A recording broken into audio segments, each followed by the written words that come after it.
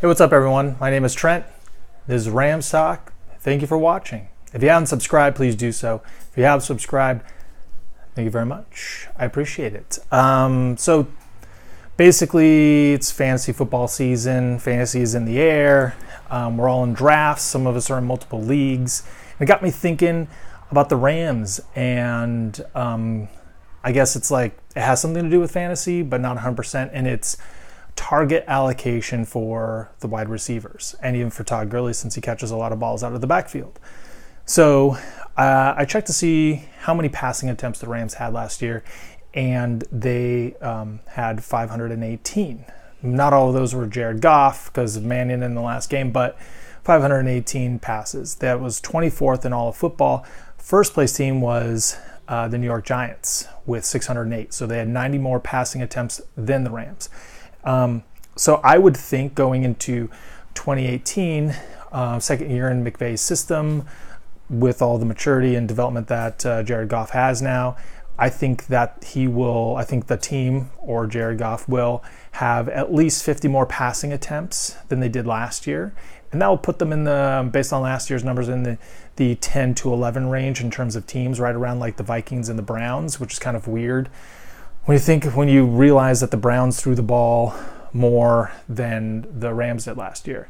So just if you increase the attempts, you're going to increase the targets that are available. Now, going to the individual players, Cooper Kupp. Well, so what's the new world order? The old world order was Cooper Kupp with 94 targets, Todd Gurley with 87. He was number 2 in the team. Robert Woods with 85 targets, Sammy Watkins with 70, Tyler Higbee with 45, Gerald Everett with 32, Tavon Austin with 22, and Josh Reynolds with something not too significant. So if you take away Sammy Watkins 70, Tavon Austin's 22, that's 92 targets, and you could easily say, oh, that's Brandin Cooks, 92 targets. Then you have potentially an increase of 50 attempts, so then you have 50 more targets to throw around. And then also, I don't believe Todd Gurley will get targeted 87 times. I think that is kind of the high water mark, and I look at teams kind of scheming against all those screen passes that they did last year. So I put Todd Gurley around 70. So I would love to hear what you guys have to say, because it's very interesting to me since you all are in the know with the Rams. What do you think? I'm going to put the over-under in targets to Brandin Cooks at 100. And I think he can easily surpass 100. If you take the Tavon and the Sammy Watkins targets, some additional target or attempts that Goff will have, and he can hit 100. He had 114 with Tom Brady last year in the New England offense, and there were a lot of passing attempts and targets to go around, or people vying for targets. So I put Brandin Cooks at 100. I put Cooper Kupp at 85. I put Robert Woods at 75, and I put Todd Gurley at 70. And I kind of feel like that is probably a more accurate reflection of what's going on this year. So please let me know if you feel those over-unders are accurate and which one you would take, the over or the under, or do you think it's right there?